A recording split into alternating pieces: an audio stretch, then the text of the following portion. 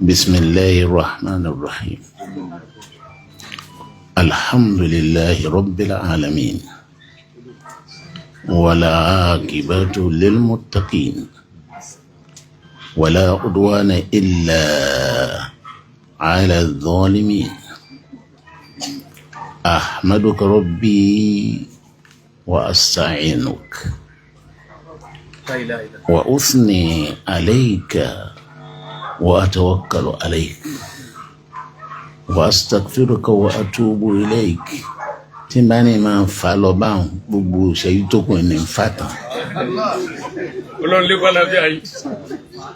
Torí náà màá dá dúró ń bẹ̀ wọ́n. Àwọn dá dúró ẹlọ́wọ́gbà. Màá dá dúró ń bẹ̀ wọ́n kí n lè bá àrọ́pẹ́ dá fún gbogbo àwọn tó yẹ kí n dúpẹ́ fún. Kì í ṣe àtúrí ọpẹ́ ni mo ti fẹ́ bẹ̀rẹ̀ bí ó ṣe pé látòrí ẹ̀bẹ̀.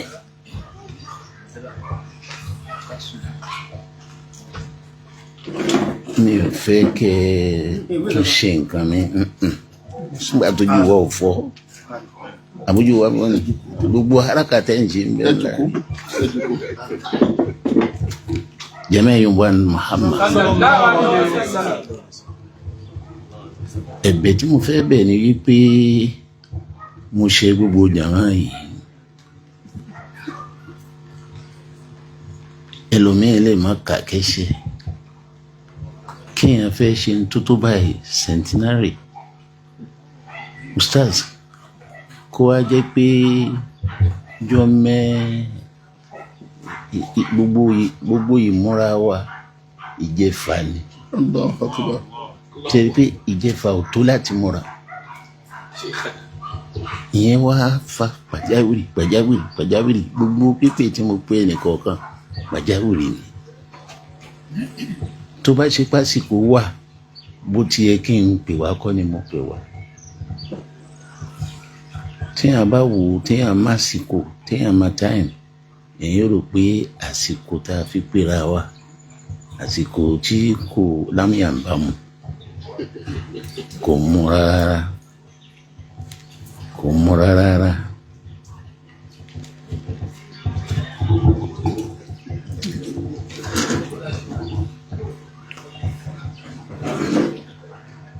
Mo rò pé ti kárí báyìí àbí kí n mú eléyìí nìkan lọ. Èmi mú lọ́wọ́. Kí n má gbà lọ́wọ́ àfà mi. Ẹ̀jẹ̀ ní kí ó kò tó. Obìnrin rọrùn kẹ́nìkan rẹ̀ sọ̀rọ̀ nígbà tó wà mí. Eléyìí ló ní. Ìwà tẹ́lẹ̀ yìí bá da ló dájú mọ́. A ti ń gbọ́.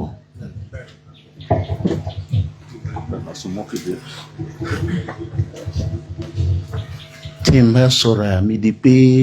mo tó máa sọ̀rọ̀ kí bàbá wa àlẹ́ àgàn máa bá mi gbé fóònù lọ́wọ́ tí a bá bẹ́ẹ̀ dọ́dọ̀ Ọlọ́run yóò yẹpẹrẹ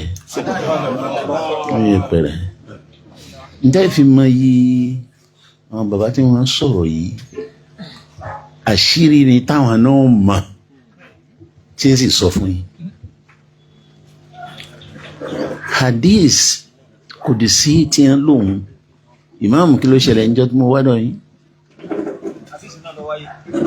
Allahu Akbar. Tí mo plan hadith tí mo plan láti lò summa billahi alladhi la ilaha illa hu hadith tẹ̀ kó tiẹ̀. Káfí lè mọ yìí ẹni tí ń sọ̀rọ̀ yìí rí àpàlẹ́ lómi kì í sàpà tówó àpá wípé irú bàbá wa lè àgàn ṣe wá sí pẹ̀lú ọ̀rọ̀ tí wọ́n sọ ìwárí nǹkan àfẹ́rín bàbá mi instead àpà àwọn máa sọ pé àmùsùà bàbá mi á ní àmùsùà gbàtí yẹn yìí ṣàmùsùà àmọ́ bí tèmi fẹ́ lò sí ó yàtọ̀ síbi tẹ́ ẹ lò sí. Ibi tèmi fẹ́ lò sí ni wípé ẹni pé mo tẹ ọ̀pá wọlé ni mo ń sọ fún ìmáàmù akata ń jẹ ta àtàwọn jẹmọ tí mo bá lọ́dọ̀ wọn wípé ń fara pamọ́ fáwọn èèyàn pé kí n wá máa tẹ̀pá níwò yìí lọ́mọ ọdún mélòó. Astagfirullah kódà mo ṣe lọ́hùn lára ríro wípé n tó máa tẹ̀pá. Ṣùgbọ́n ara àwọn èèyàn tí wọ́n ń kí mi tí wọ́n ń ṣe wáàsí fún mi bẹ́ẹ̀ mo ti mọ̀ wípé Allahu Akbar àṣẹ ti tẹ ọ̀pá òun ṣíṣe kẹ́jẹ́kẹ́jẹ́ ní àsìkò yìí tẹ wá wo ọwọ́ mi ti ń mì owó ti ń mì òun owó wípé àsìkò ń súnmọ́ àwọn èèyàn wọn pé ẹ má sọ bẹ́ẹ̀ mọ́ tí n máa ń sọ̀rọ̀ kú tẹ́lẹ̀tẹ́lẹ̀ pé bá kú lọ́la kò ṣe nǹkan kan àwọn èèyàn máa pé ẹ máa ń sọ̀rọ̀ kú báyìí kò tí ì yá láyé gbogbo ẹ̀ lọ́la náà dókítà gbogbo ẹ̀ lọ láti sọ pé kò tí ì yá ṣùgbọ́n fìrífìrí ikú ustaz mo rí bí ìjẹta látọjú oorun mo kàn ké wá tí mo pé la ilaha illallah tí mo ké wá bíi pé nǹkan kan fẹ́ ṣẹlẹ̀ tó fẹ́ ṣèyàn mo wá ṣe la ilaha illallah for almost 1 hour mo kúrò lórí la ilaha illallah mo wá bá dìbì la ilaha illallah la ilaha tí ń dákẹ́ mo wá dìran àwọn ará ní wọn wò mí now ìfẹ́ kú ya torí ọjọ́ ti lọ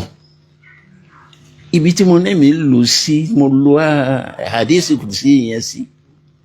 abdi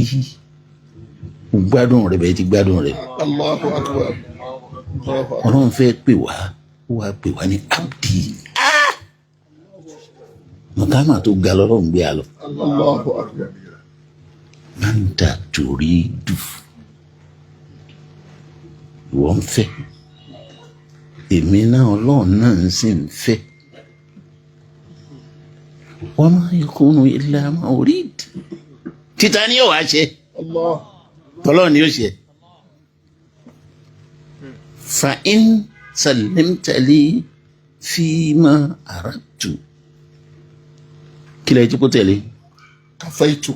kàfẹ́yìtùkà fima turid nígbà tó ti gbà fẹ́mi òun gbogbo ohun tó máa ń fẹ́ màá ní kó máa ṣe é ṣe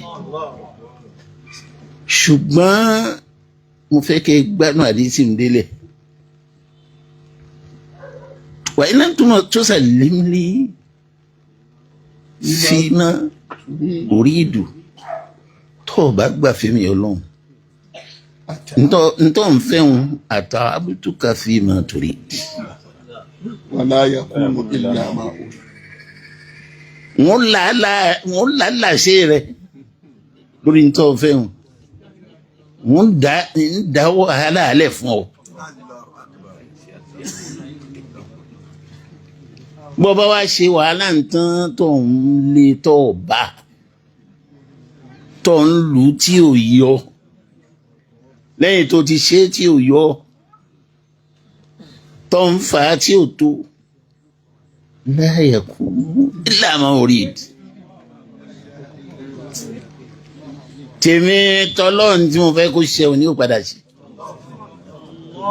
ọ̀pọ̀lọpọ̀ èdè ni Yorùbá máa ń sọ tó bá ṣẹ̀ríà mu wọn ní tọ́lọ́run ni yóò ṣe tọ́lọ́run ni yóò ṣe. ustaz ìgbà tí ìgbà fọ́lọ́hun ní gbogbo ìgbà tí ẹ̀rí mi bàbá wa àdó àgbàdà ẹ ṣe gbogbo ìgbà tí tẹ́ ẹ̀rí mi ìgbà fọ́lọ́hun gbà náà ni torí pé n fẹ́ jáde tọ̀pátọ̀pá ojú kádàrá ń tì mí pé at 70 ṣé mo ti wọ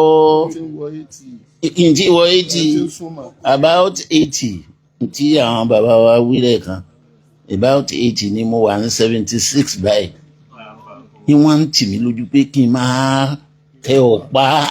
ní 76 tí n bá jáde sí níbo ni kí n fojú sí bí ìgbà bá ní tí ò dáa kan lọ́lọ́run ṣe fún mi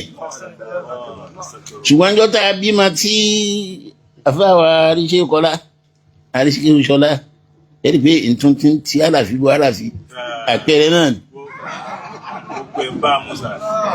gbogbo tí ń sọ ń sìn tí ń pa ẹ́ lẹ́rìn hùn lẹ́yìn tí mo gbà fọlọ́ ni Allahu akbar. torí pé mo rí i pé lára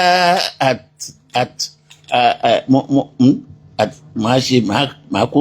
wàhálà bá ọ kí la gbé lára rẹ̀ Ata'abtuka. ẹ̀ṣẹ̀ lára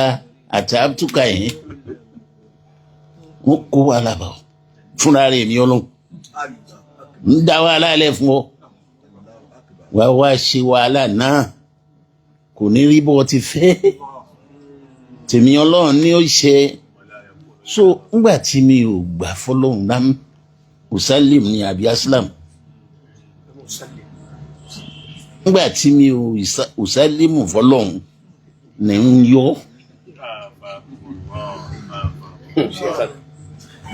ní ń yọ pé kẹ́ ẹ má máa ti ń ṣe mí.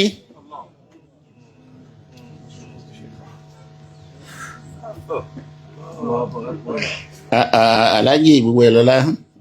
nínú àwọn tẹ́ máa dúpẹ́ fún ni wọ́n sáré káàkiri ṣùgbọ́n ara wípé wàá máa lé ọ̀ní bá ń sọ fún wa lónìí gbogbo ń tá a ṣe aré tá a sá tọlọ́yìn náà ló ṣe kò torí gbogbo wàhálà tá à ń ṣe tá a ti ṣe àbúrò mi náà wà ń bí Ọládòṣù Abdulwahab mamdo náà lé ní ilé una sáré ibi ọmọ àyà dáadáa Ọlọ́run ò sì gbà pé àfi ká gbà fóun nígbà tá a wá bímọ òun Ọlọ́run wá fi ọmọ náà dùn mí nínú torí pé ẹ̀rù bíbí ọmọ wọn bà mí nítorí pé ọjọ́ rẹ̀ pé lọ́dọ̀ tí wàá ń bí ọjọ́ òsì pé lọ́dọ̀ Ọlọ́run Allahu akbar. ó wá lé bí ọ̀sẹ̀ méjì ṣẹ́ẹ̀sì mọ̀ pé bí ẹ̀dá àwa ó ti máa ro nǹkan kí nǹkan yóò kó dààmú ara pé n kò dààmú bọ́ náà nù Allahu akbar. ara pé n kò dààmú bọ́ dààmú wọ́n máa rò pé àbó ni ní òbí ni àbọ́lá ni níjọ́ tí èèyàn bá rò pé yóò bí tí yóò bí wàhálà ni àbẹ́nìkan ló wá ń di ẹ̀ ní èrò kéèrò yìí ó ṣe lọ́n lọ kárẹ̀ ṣùgbọ́n gbà mo gbà fọlọ́run pé ìyá Mubaraku wọ̀lá ìyàwó dáadáa ni Allahu akbar. ṣe mọ̀ pé ń gbọ̀n ẹni bá fẹ́ bá mi sòótọ́ ọ̀rọ̀ ẹni tẹ́ tó bá ń wọ ọwọ́ yìí ń gbọ̀n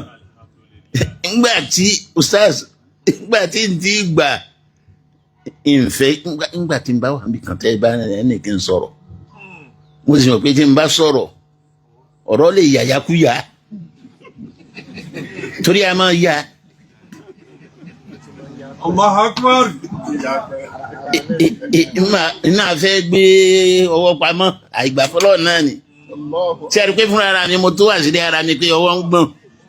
kó tó dọ̀rọ̀ ẹ̀yìn gbọ́lọ́ ọba tóbi ẹlòmíì ò mọ tí ń ṣe mí tí ń pé hypertension ni àbí stroke ni ẹlòmíì ti ń ronú stroke kódà mo lọ bi àwọn doctor mi pé doctor what are we treating nígbà tí n lọ tí n sá wọn sá ń kó oògùn fún mi what are we treating akbar.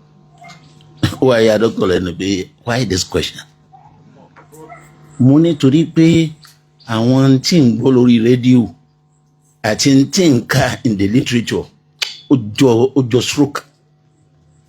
ẹ máa rí àwọn míì tí wọn àtàwọn tí wọn sọ pé kọ́wọ́ máa wá rírì ọwọ́ mi wá rírì.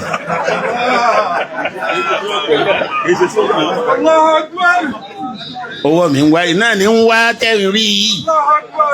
abẹ́ẹ̀ rí ni ń wá yìí ẹsẹ̀ mi ò sì ránlẹ̀ wọ́n máa sọ pé kẹ́ ẹ máa rìn kó má balance ìrìn mi ò balance mọ́ tí ìṣẹ́jú mélòó ló kù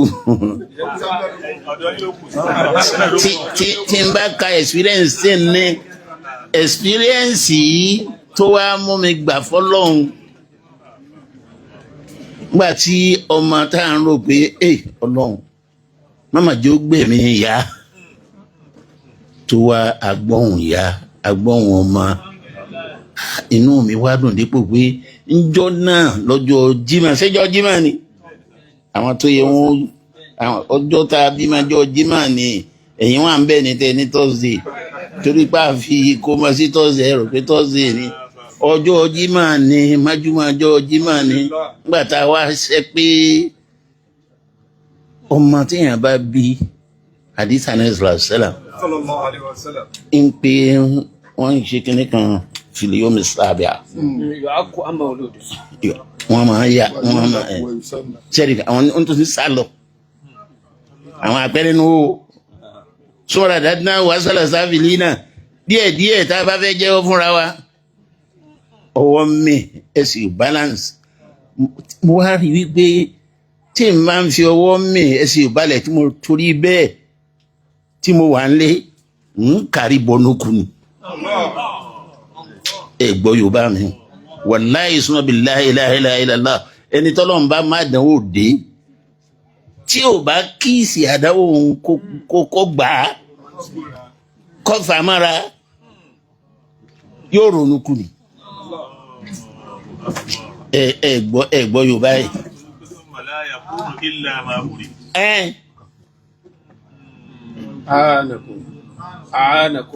Ó ti ń yé mi bá ń kó tó ó ń yé mi bá ń kó tó nígbà tí àwọn èèyàn máa ń ṣe àánàkùn lọ lódì subhana rabbika.